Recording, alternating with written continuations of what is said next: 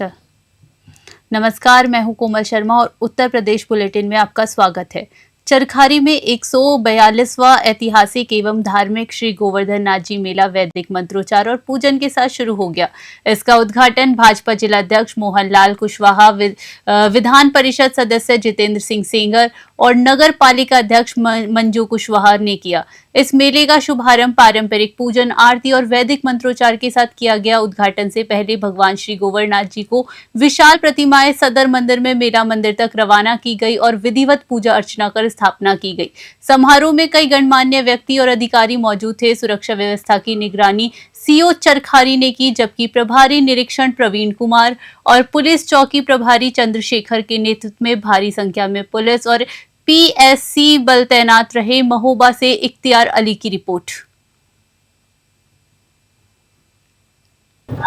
आज चरखारी जू गोवर्धन मंदिर का मेले का उद्घाटन किया गया है औपचारिक रूप से हमारे माननीय एमएलसी साहब के द्वारा और माननीय जिलाध्यक्ष बीजेपी महोबा के द्वारा आज पूजन कर करके आज गोवर्धन जू मेले का उद्घाटन किया गया। आज की तारीख से लेकर के 1 महीने तक ये मेला 22 नवंबर तक चलेगा। इसमें प्रतिदिन कोई न कोई कार्यक्रम होने हैं। नगर पालिका की तरफ से सारी व्यवस्थाएं की गई हैं। प्रतिदिन एक निर्धारित कार्यक्रम है, उसके अनुसार बजट निर्धारित किया गया है पालिका के द्वारा, जिसमें बहुत सारे कलाकारों को आमंत्रित करके इस मेले को भव्य रूप दिया जाएगा।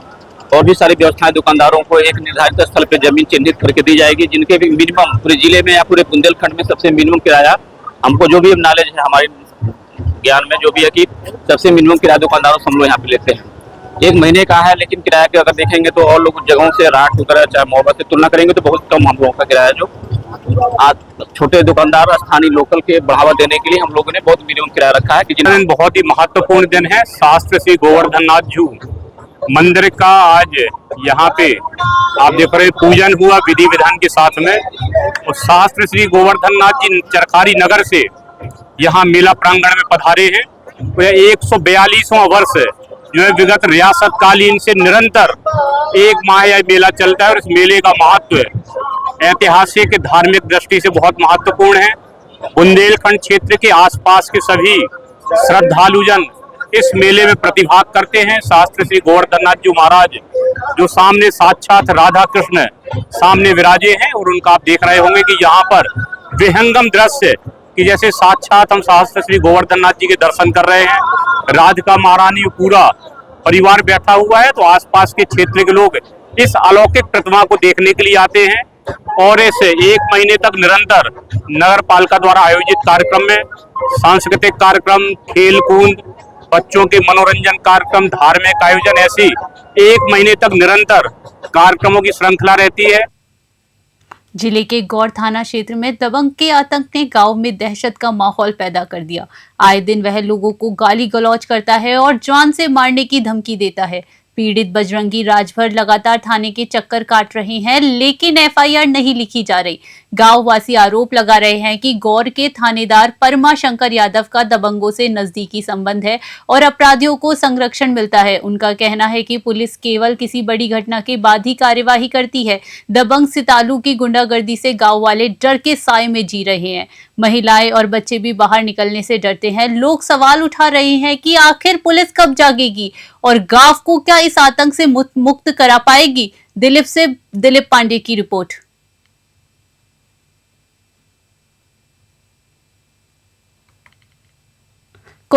खबर है कौशाम्बी से। बाइक अनियंत्रित होकर डिवाइडर से टकरा गई है। जी हां, जिले के मंझनपुर कोतवाली क्षेत्र में एक भीषण सड़क हादसे में मामा भांजे की मौत हो गई। समदा की ओर से जा रहे सूर्यकांत सेन और उनके भांजे विकास की बाइक अनियंत्रित होकर बबूरा गांव के पास डिवाइडर से टकरा गई। हादसा इतना जोरदार था कि दोनों की मौके पर ही मौत हो गई। स्थानीय लोगों ने पुलिस और एम्बुलेंस को सूचना दी। पुलिस ने शव पोस्टमार्टम के लिए मंझनपुर जिला अस्पताल भेज दिया। सूर्यकांत दिल्ली में प्राइवेट नौकरी करता था और दीपावली पर परिवार से मिलने गांव आया था। मंझनपुर थाना अध्यक्ष सुनील कुमार सिंह ने बताया कि पारंपरिक जांच में पता चला है कि बाइक तेज रफ्तार में थी। पुलिस आगे की विधिक कार्यवाही कर रही है। घटना से दोनों गांवों में कोहराम मच गया और परिजन शोक में डूब गए। कौशाम्बी से जेगम रिजवी की रिपोर्ट।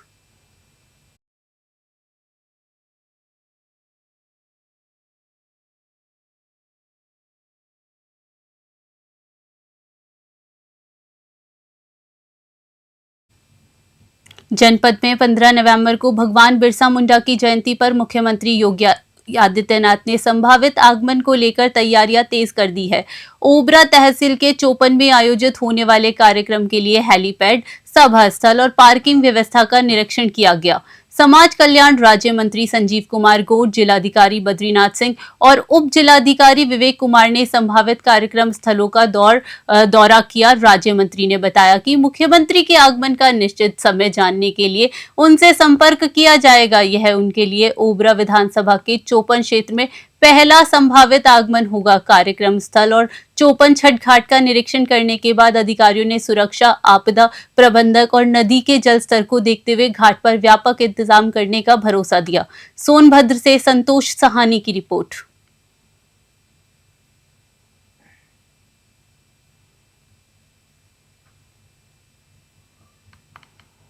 खुर्जा देहात क्षेत्र में सड़क किनारे एक अज्ञात वृद्ध का शव मिलने से सनसनी फैल गई। मामला सिकदराबाद मार्ग के पास गांव नगला मोहंदीपुर के निकट का है। मृतक लगभग 70 वर्ष के आसपास बताए जा रहे हैं और कुपोषित दिखाई दे रहे हैं। पुलिस ने शव की शिनाख्त के प्रयास शुरू कर दिए हैं, लेकिन अभी तक मृतक की पहचान नहीं हो सकी है। फोरेंसिक टीम को मौके पर बुलाया गया और शव को पोस्टमार्टम के लिए भेज दिया गया है। पुलिस शव की पहचान और मौत के कारणों का पता लगाने के लिए पूरी तरह से वैज्ञानिक कार्यवाही में जुटी हुई है। स्थानीय लोगों ने मृतक की पहचान को लेकर जिज्ञासा है और पुलिस आसपास के क्षेत्रों में पूछताछ कर रही है। बुलंदशहर से सचिन पांडे की रिपोर्ट।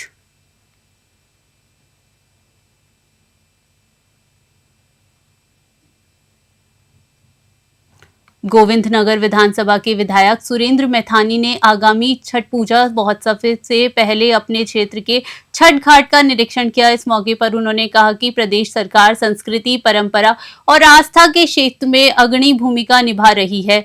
विधायक ने बताया कि उनकी विधानसभा में छठी मैया का पूजन राज्य की सांस्कृतिक धरोहर को समृद्ध करता है। अमरापुर क्षेत्र में स्थित बड़ी नहर घाट पर प्रतिवर्ष लाखों श्रद्धालु सूर्य देवता को अर्घ्य अर्पित करते हैं। यह स्थल न केवल धार्मिक केंद्र बना हुआ है, बल्कि भव्य सांस्कृतिक आयोजनों का रूप भी ले चुका है। उन्होंने घाट पर विशेष तैयारियों का जायजा लिया ताकि श्रद्धालुओं को किसी भी प्रकार की असुविधा न हो। कानपुर से विशाल सैनी की रिपोर्ट।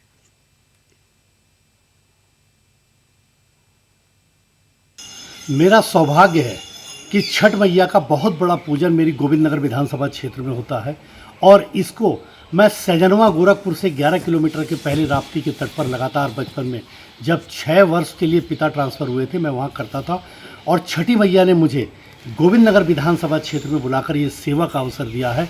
तभी गोविंदनगर विधानसभा क्षेत्र के अंतर्गत प्रत्येक घाटों को मैं 6-6 महीने पहले लग करके स्वच्छता का, उनको जीर्णोद्धार करने का और तमाम व्यवस्थाओं को व्यवस्थित करके छठी मैया के भक्तों के चरणों में समर्पित करने का काम करता हूं। और इस वर्ष भी मैंने लगातार अभी प्रत्येक घाट को, चाहे अरमापुर घाट हो, चाहे नमक फैक्ट्री चौराहा का घाट हो, चाहे KV2 विद्यालय अरमापुर का घाट हो, चाहे रविदासपुरम का घाट हो, चाहे नहर कोटी का घाट हो, चाहे मिश्री लाल का घाट हो, चाहे CTI नहर का घाट हो, चाहे हलवा खेड़ा का घाट हो, चाहे नौरैया खेड़ा का घाट हो, प्रत्येक घाटों को, चाहे गोपाल नगर का घाट हो, जिस भी घाट पर एक भी वेदी बनती है उस एक भी वेदी के लिए माताओं, बहनों और छठ मैया के भक्तों के लिए सुंदर वातावरण और सुंदर व्यवस्थित घाट लगातार मैं बनाता हूं। मुझे खुशी है कि आज बहुत सारे घाट बना करके मैं छठी मैया के भक्तों के चरणों में समर्पित करने में सफलता प्राप्त कर रहा हूं। भगवान चित्रगुप्त की जयंती पर चित्रगुप्त पूजन सेवा समिति द्वारा भव्य पूजन और सम्मान समारोह का आयोजन किया गया। इस अवसर पर शहर के गणमान्य लोग और युवा बढ़ चढ़कर शामिल हुए। कार्यक्रम में शिक्षा, साहित्य और समाज सेवा में योगदान देने वाले व्यक्तियों को सम्मानित किया गया। समिति की अध्यक्ष श्रीमती वंदना निगम ने समाज से शिक्षा, संस्कृति और सेवा की राह पर चलने का आह्वान किया। समारोह में हवन, पूजन और सांस्कृतिक कार्यक्रम भी आयोजित किए गए। सामाजिक आयोजकों ने कहा कि भगवान चित्रगुप्त, जिन्हें कलम का देवता माना जाता है, हर व्यक्ति के कर्मों का लेखा जोखा रखते हैं। दीपावली के दूसरे दिन यानी भाई दूज के अवसर पर देश भर में चित्रगुप्त पूजा का विशेष महत्व है। कानपुर से विशाल सैनी की रिपोर्ट। इसीलिए हम लोग सांस्कृतिक प्रोग्राम करते हैं और पूरे साल हम लोग सेवा कार्य करते रहते हैं, चाहे कम्बल वितरण हो, चाहे खिचड़ी का काम हो, चाहे गरीब बच्चों के लिए कपड़े हो या गरीब कन्याओं की शादी हो। इस तरह के हम लोग प्रोग्राम करते हैं और हम लोग ज्यादा से ज्यादा सेवा भावना के उसमें ही रहते हैं कि सेवा करना है। अपने समाज को हम लोग एकजुट रखना चाहते हैं कि हमारा समाज जैसा हर समाज वर्ग एक अलग अलग होके अपना एक गुट दिखाता है, उसी प्रकार से हम लोग भी समाज को एक साथ करना चाहते हैं। और हमारा समाज हर क्षेत्र में इस समय परचम फैला रहा हो, चाहे वो शिक्षा जगत से हो, चाहे वो संगीत से हो, चाहे वो कला से हो, किसी भी क्षेत्र में हो, हर जगह वो परचम फैला रहा है। शिक्षा जगत में तो नंबर 1 में वैसे भी रहता है।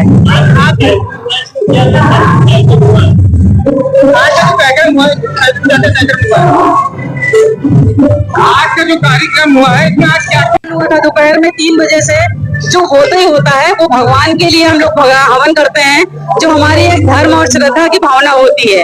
और इसके बाद हमारा हवन पूजन होने के बाद प्रसाद वितरण हुआ और फिर हमारा जो मुख्य उद्देश्य है अपने समाज को जोड़ना, इसलिए हम लोग ये इतना बड़ा प्रोग्राम करते हैं कि हम लोग समाज को एक साथ अपने एक साल में सबको एकत्र करके और सबसे सबका परिचय होना चाहिए। मेन ये होता है कि हम लोग एक दूसरे को जाने, हमारे समाज में हमारे काइस भाई कितने हैं उनको सबको एक दूसरे से मिलना चाहिए, उनका परिचय सम्मेलन होना चाहिए।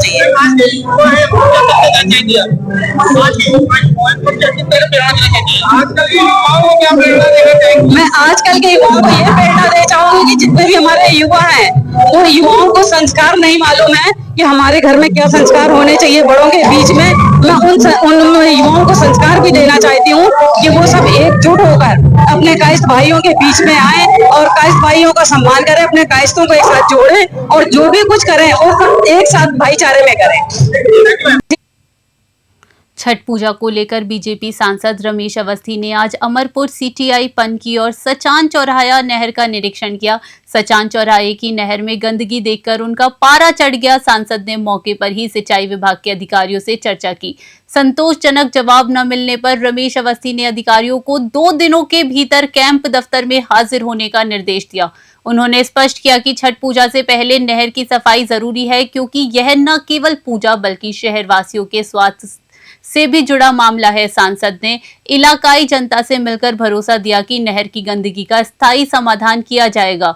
मौके पर भाजपा जिला अध्यक्ष शिवराम सिंह और कार्यकर्ता मौजूद रहे। उन्होंने कहा कि नहर की सफाई पर्यावरण और स्थानीय लोगों के स्वास्थ्य के लिए महत्वपूर्ण कदम है। कानपुर से विशाल सैनी की रिपोर्ट।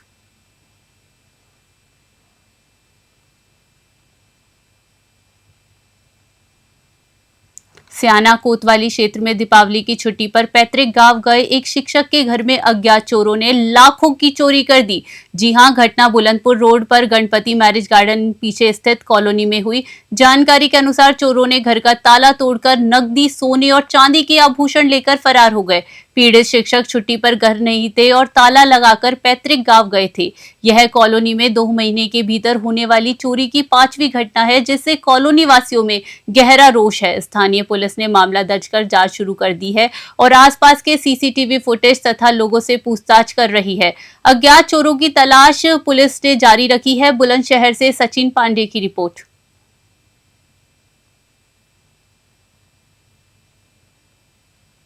नाम है आपका? महेंद्र सिंह। क्या घटना आपके घर पर हुई? रात हम जो है अपने घर पे चले गए थे 3 दिन पहले। टप्पल के रहने वाले हैं और यहाँ सवेरे आकर देखा है तो यहाँ लगभग नीचे और ऊपर चारों कमरे खुले हुए हैं, कुंडियाँ टूटी हुई हैं। हमारे बाद में जो बंद मकान था उसमें चोरी की है। लगभग हमारे जो व्यक्तिगत रूप से 90,000 रुपये और लगभग 4 तोला सोना और लगभग पावर बैठे होंगे, पावर करीब चांदी का। पहासू थाना क्षेत्र में 4-5 अज्ञात लोगों ने शमशू नाम के कार मिस्त्री की कार को रोककर उस पर जानलेवा हमला कर दिया। हमले में शमशू गंभीर रूप से घायल हो गया। स्थानीय पुलिस ने घायल मिस्त्री को तुरंत पहासू के नजदीकी अस्पताल में भर्ती कराया, जहां प्राथमिक उपचार के बाद उसे गंभीर स्थिति को देखते हुए जिला अस्पताल रेफर कर दिया गया। घटना पहासू खंडार रोड पर स्थित पथवारी मंदिर के पास हुई। हमलावर घटना को अंजाम देने के बाद मौके से फरार हो गए। पुलिस ने मामले में तत्काल जांच शुरू कर दी है और आसपास के सीसीटीवी कैमरों तथा लोगों से पूछताछ कर संदिग्धों की तलाश शुरू कर दी है। बुलंदशहर से सचिन पांडे की रिपोर्ट।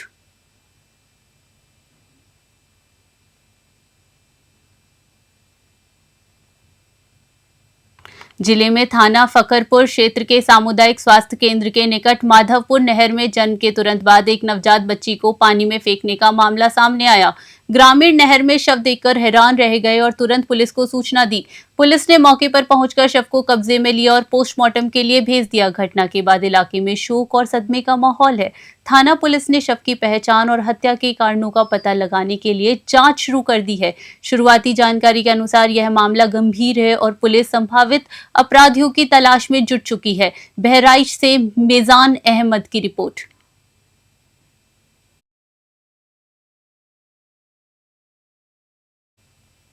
फिलहाल खबरों में इतना ही। देखते रहिए News 21। नमस्कार।